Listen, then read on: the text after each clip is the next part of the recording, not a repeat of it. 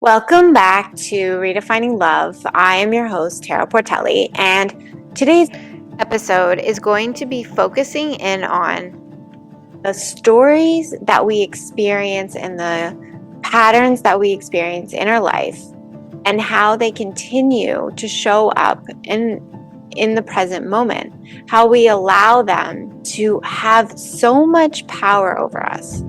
So if you think about an experience that you've had in a past relationship, for example, and this person betrayed you, and you are so fearful now because this person from the past betrayed you that you are always feeling insecure in relationships, you don't trust people very easily, and you continue to live out the experience of that betrayal in the present moment. And when we do this, what this creates is a consistent pattern moving forward. It creates the past and replicates it into the future because sometimes what we focus on, we create. And so when I think about this in the lens of a relationship, when you actually go back to that experience with that relationship and you really get super truthful and honest with yourself and you think about how you were showing up in that relationship, all of the signs that were already showing up that this person wasn't trustworthy. Because, like it or not, most of the time the writing is on the wall. We just ignore it because sometimes we just want so badly to be in a relationship, to be loved, to be in something that can have potential. And sometimes we hold on to the potential, but we don't actually look at the relationship as it is in the moment and say, this is what it is. If this was what the relationship was going to be moving forward, would I stay in this relationship? And so I want to talk about this topic because we can also take those experiences that we've had in our life and we can use them to empower us, to help us to move forward, to grow and to expand ourselves, and to also to use more discernment moving forward, especially in the context of a relationship. Choosing a partner, for example, are your values aligned? I know that I've talked about these topics in past podcasts, but the part that's really important that I personally had to learn the hard way was around repeating the same patterns over and over and over again. It's almost like I loved getting into these bad situations and then having to find my way out. And when I really get honest with myself and I really think back to these relationships that I would end up in that I knew initially were probably not the most healthy. And sometimes I just lied to myself and I said, okay, this is going to get better. Or I can just see like their kindness, I can see their heart, but maybe they're just not ready or don't have the capacity to show up for me in a relationship the way that I need to be shown up for. And so looking back on those situations, I do, if I'm really clear and honest with myself, I do remember moments being like, oh, this doesn't feel good, but I just want to go into it anyways. And that was something that I would consistently do to myself. I'd say, my body would be telling me, this is not right. This is not right. This is not right. And what I would do is I would just go into it anyways because I just wanted to find out what happens. It's almost like watching a movie and you just want to know what the end is, even though you're not loving the movie, but you just want to know what happens at the end. And that's what I would do to myself. And so this topic is inspired by my book. So for those of you who have been tuning in every other week, I have been reading my book, Nude, on the podcast. So we are almost halfway through the book, but I have come to a decision that I'm actually not going to continue reading my book on the podcast. I have been going through this, reliving the experience as I read the book again and again. Now, I just want to be super clear why I even wrote this book in the first place. It wasn't to share my sad, relationship experiences or my sad experiences in my life. That's not why I did it. The reason I wanted to write this book was because I wanted to show people that when you actually zoom out of your personal experiences, specifically in relationships, and you look back at those moments when the whole relationship fell apart, you can then understand when you see how your life took a different way or a different path, or that relationship needed to end so that something better could have come into your life, or think about the growth and expansion you had from that. When we stay stuck in the emotions and the sadness of the loss of the relationship, we don't actually get to take forward the wisdom that was meant to come from losing that relationship in the first place. Things that are not meant for you are going to fall apart, whether you like it or not. Things that you're forcing, that you're trying to make work, eventually they're going to fall apart. It's just going against the natural flow. We're not supposed to fight all the time for things. We are meant to just trust our intuition, do what's right, even in the hardest moments of your life. And so for me in relationships, I had to end certain relationships. One specifically was my marriage, which was only 18 months, but a 7-year relationship, because I knew I had I had a situation that came up that illuminated that the relationship was only holding me back, that my partner was not ready to grow and expand at the rate that I was growing and expanding. And I was literally being held back from my truest potential and also from the bigger thing that I wanted and was meant to do here. It's never easy to leave a relationship, but never mind a relationship with somebody who's your best friend and somebody that you genuinely love and care about. And, and we are taught that, it's, till death do us part. But if you're not thriving in that relationship, if you're not your best self, if that partner isn't supporting your growth, and if they're not willing to do the work in the relationship to maintain the health and longevity of the relationship, then it's going to be absolutely impossible. And eventually, what's going to happen is it's going to be resentment. So I chose myself in that situation. And so going back to my book, the book is my own personal evolution. Back when I was in my late 20s, early 30s, I was a completely different girl. I was more insecure. I felt disempowered. I had no clue where my life was going. I was stressed. I was anxious. I suffered from depression, anxiety. And at some points, eventually, my parent surviving. And that is not why we're here. We're not here just to survive. We're here to explore and have fun and enjoy our lives, and also to create, realize what our self-worth is, and really hold that as our foundation, and choose wisely when we allow people into our life. And so this next chapter, chapter 13, is going to be the final chapter that I am going to read on my podcast. There's a number of reasons that I've decided that I don't want to continue reading my book on the podcast. One of which is that I have to relive this every time I read it back. And I don't think it's good for me to grow and to move forward. And also, there are some situations in the book that are very difficult to even hear. And so I want to take the podcast and I want to help people to grow.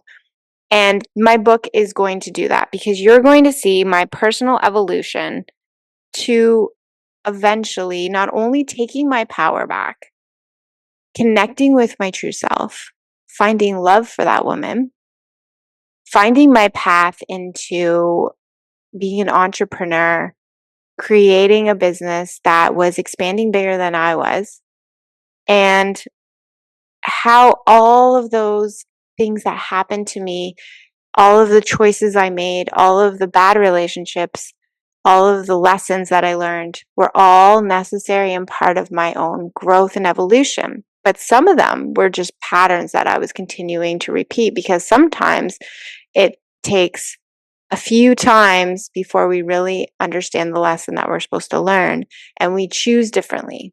We realize and we see, that things aren't meant for us, or that aren't good for us, or that aren't for our highest good. And so that has been my evolution. And so this podcast and this book is all about taking you back. Not sacrificing yourself for relationships, for other people, not trying to people please all the time, not looking for validation outside of yourself so that you can feel good about you. It's about recognizing inside of you your innate worth.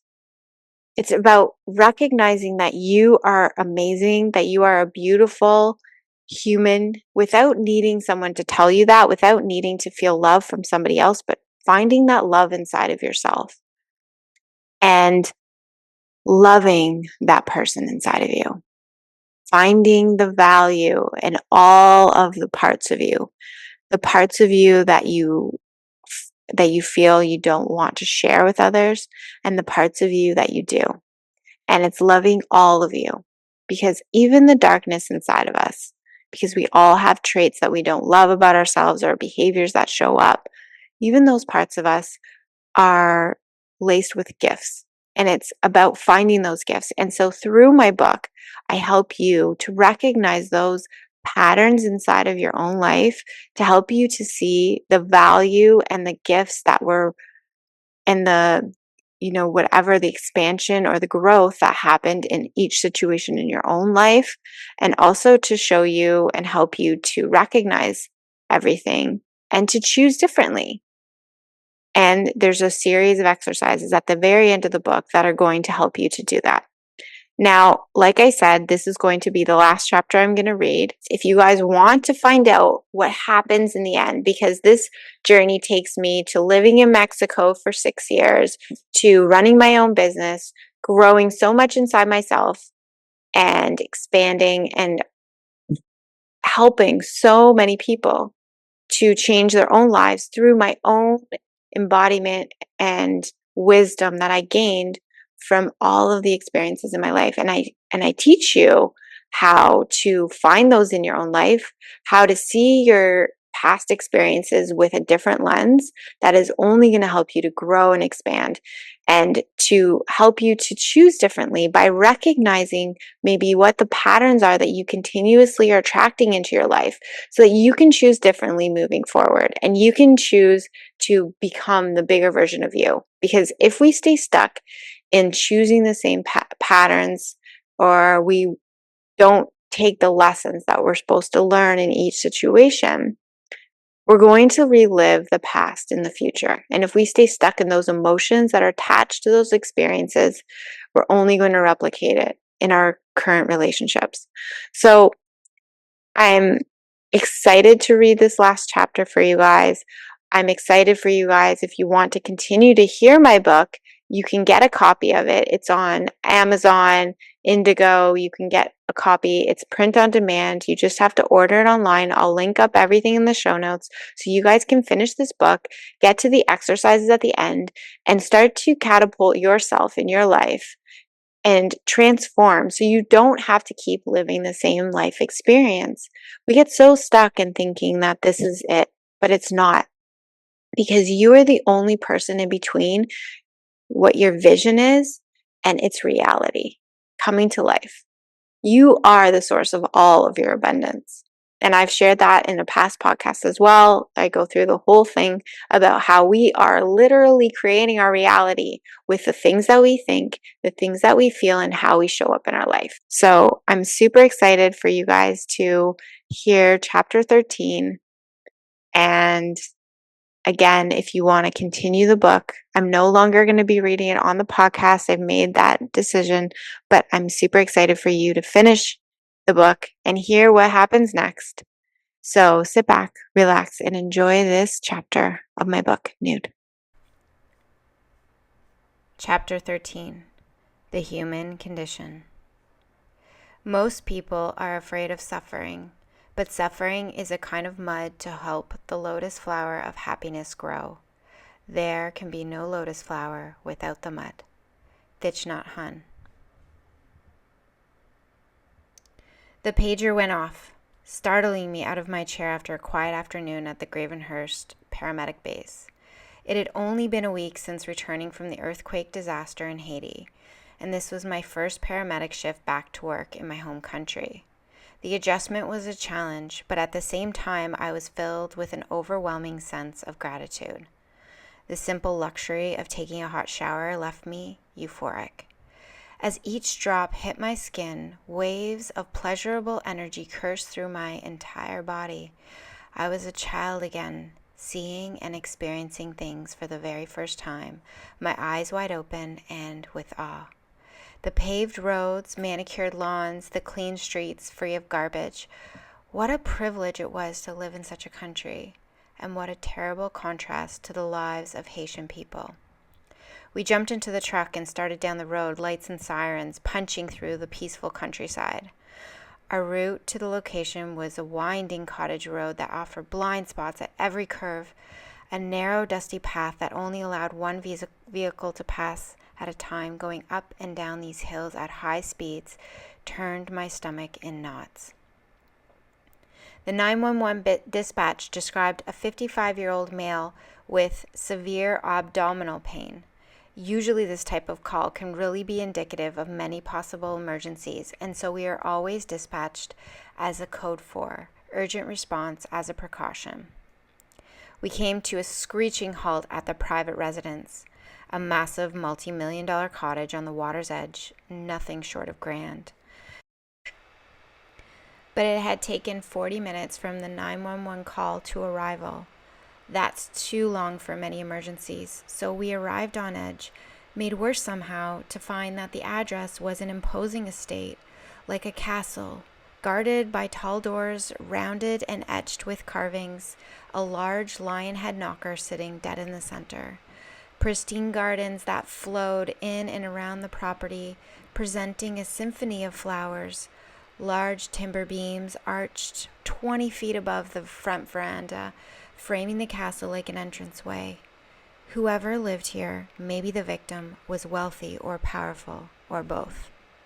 We hopped out of the truck in emergency mode. I instructed my partner on what equipment I wanted as I led on this call. As we made our way up the long driveway, we were met by a slightly heavier man standing calmly outside of the residence, holding a Ziploc bag filled with medications. "Hi, sir. Where can we find the patient?" I said, trying to catch my breath from the long trek up the driveway, 200 pounds of equipment in tow. "I was the one that called," he said flatly. "I'm not feeling well." We both stood there looking at each other blankly. There we were, ready for an emergency response for someone who felt so seriously unwell he picked up the phone and made an emergency call. And yet, there he was, nonchalantly walking, talking, not short of breath, perfect color, just standing there waiting for his ride. "So you thought you needed an ambulance?" my partner asked, his annoyance revealed in the way that he spoke his words. "You do realize that this could be considered a non-essential call, and the doctor could bill you a hefty fee." The man stood there with no expression on his face and no response. At that moment, fresh from the hell of the Haitian earthquake, I felt a jolt of disgust, witnessing this man taking advantage of the healthcare system. It may be hard to believe, but paramedics see this far too often. The privileged mindset that getting a ride to the emergency room on a stretcher entitles them to a VIP spot in the triage line. People in Haiti do not have a choice. Many are left for dead because Haitians lack the emergency services we take for granted. I could not shake the sense of injustice.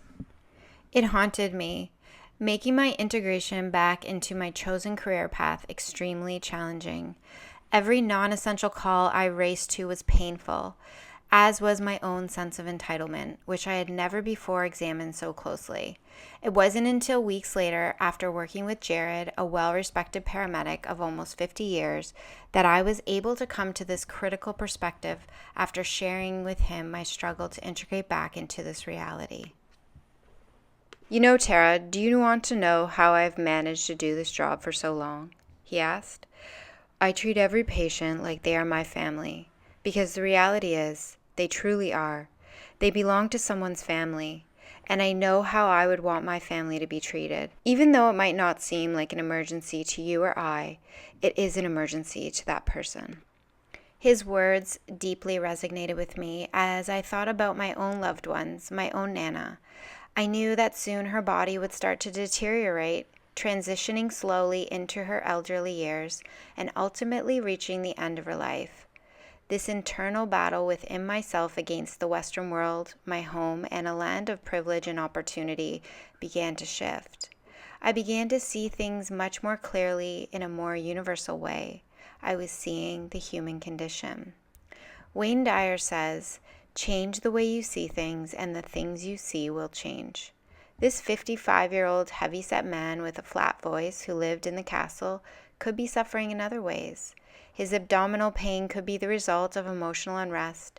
He could be craving human connection. What Jared taught me is that there is something that compels a human being to pick up the phone and dial those 3 numbers, 911. Whatever the motivation is, it is not for us to judge or to compare, but to respond as we are trained and show up with compassion and an open heart. My return from Haiti turned out to be my 15 minutes of fame, as the expression goes. I got interview requests from many media editors and reporters asking for me to share my experiences in Haiti. The tendency of the media was to cast me as some kind of hero, a celebrity, and that did not sit well in my heart. I tried to say I was just doing humanitarian work, trying to help after an earthquake destroyed their country. I am not the story. The fact is that to be in service is actually our soul's duty as a human being. So in knowing this, it was my hope that through these interviews, I could help bring to life the magnitude of devastation Haiti had experienced, sharing the human side of the situation in a way that the 6 o'clock news could never achieve. With my words, I painted pictures of the aftermath. I connected with the emotions of being there and shared the heartbreak of how people live in a way that no human being should ever have to experience. Through my words, I wanted to reach my audience on a deeper level, to help them to see their own lives from a place of gratitude and to feel how blessed we truly are to live in this part of the world. The deep suffering in Haiti cannot be possibly imagined. Even having experienced it firsthand came with a sense of unreality. In my own life, I know at times I turn away from injustice, almost reflexively, guiltily. But in Haiti, there was no escape. And more to the point, I chose to take this journey. And it changed me forever. Of course, I did not know what would happen at that time. We might see things walking down the street in any North American city that we know are wrong, unjust, or cruel, and we turn away, sometimes not even realizing the implicit denial. But the things I saw there and the experiences I had are forever etched in my conscious, remnants that continue to produce new perspectives on how I filter the world. I woke up and I started seeing a new landscape of human experience from a place of understanding, empathy, and compassion. I see that human wrongdoings are not always personal. Sometimes it comes from a place of necessity, from past trauma, or a desperate flight for survival. This perspective has allowed me to remain as the driver of my own life, deepening my resiliency and intense desire to avoid succumbing to the victim mentality. So instead of turning away from the injustices of this world, we make a dedicated effort to acknowledge and accept them as our teachers. We face them every day in both simple and complex forms. We can practice being mindful in our streets, in our homes, in our workplace, even while on vacation in the tropics. Layers of corruption, homelessness, abuse, violence, poverty, this is the human condition, a place of suffering. It was in Haiti and it is here. We face it inside ourselves and outside of ourselves. It is inescapable. As we move through our lives, many of us become desensitized to its very existence. When you walk down the streets of your own cities and you see a homeless person begging, how many times do we just walk by and pretend we don't see him or her? The reality is that all they truly want is to be part of a human community, respected and accepted for who they are. We have all experienced suffering in many forms, but we need to recognize that we may perceive these inaccurately. Filters created around belief systems instilled in us from a young age. Layers of right and wrongs, shoulds and shouldn'ts that have come from generations far removed, passed down as teachings from our grandparents and our grandparents' parents. We then take these beliefs as parameters of how to live our lives and we make them our truth, ultimately creating the foundation of our own pain. Whether our pain is caused by physical or emotional abuse, poverty, isolation, war, and homelessness, it is all relative to our own conditioning and our own cycles, the circumstances that we are brought into this world under. Suffering can show its face in something as simple as feeling of isolation, of not being seen, of not being accepted, or it can show up in a circumstance of living in a tent on a mountain of garbage without even the basic necessities of life. It is neither here nor there, but relative to our own human experience. Months after my return from Haiti, my lesson was far greater than I could have ever imagined. A new, more vivid clarity appeared as my new understanding of suffering took root. To accept all suffering with humility, living without judgment, as one person's suffering is relative to another, I began to see through this filter of empathy, understanding that our own behaviors are correlated with our own hurt as I saw myself in others. As human beings, we are all connected. We all need each other as the foundation of our very existence. At one time dependent on one another for survival, as we lived off the land as hunters and gatherers. As social beings, to be isolated and alone can cause great suffering for the individual. As a paramedic, I often witnessed this in elderly people who lived alone and had recently lost their significant other. Slowly you watch as their health deteriorates after their loss, and eventually they die of a broken heart.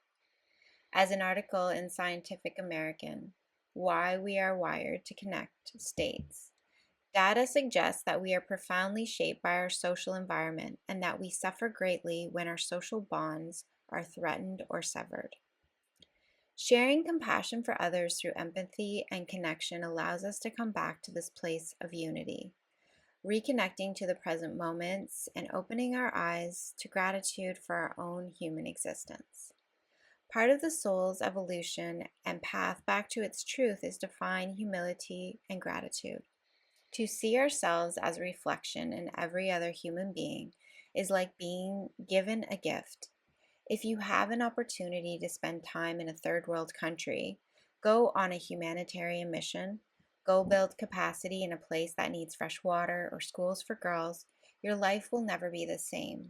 You will never relinquish your own suffering, but instead go to a place of compassion and love for others. Without effort, your own issues no longer feel prevalent in your mind. Ram Dass reminds us that we do not go through life alone.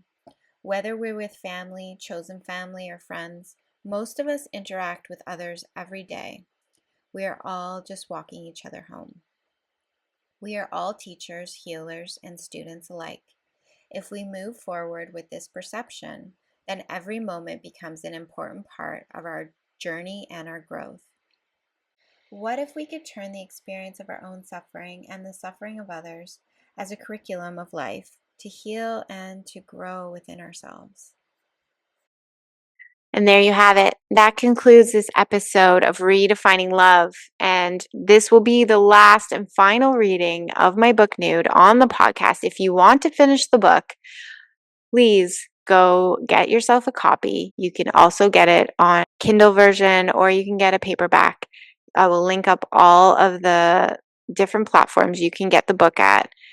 I'm super excited for what's to come, all of the new content, the different topics that I'm going to start to share with you guys on the podcast. We're going to explore all types of things from self-worth, self-love, relationships, help you guys to navigate all of these things as I have for myself. Because anything that I share with you on the podcast isn't something that I haven't lived myself. It is 1,000% something I've been through, I'm going through, and I'm super honest, super raw. I let you guys know what's really happening in my life. And, for me, it's just about living and sharing through experience. So thank you for being here. If you got value out of this episode, please share a link with someone that you feel could benefit from it. And subscribe, and tune in every week. So super excited for the next week. And I hope you guys have a great rest of your week.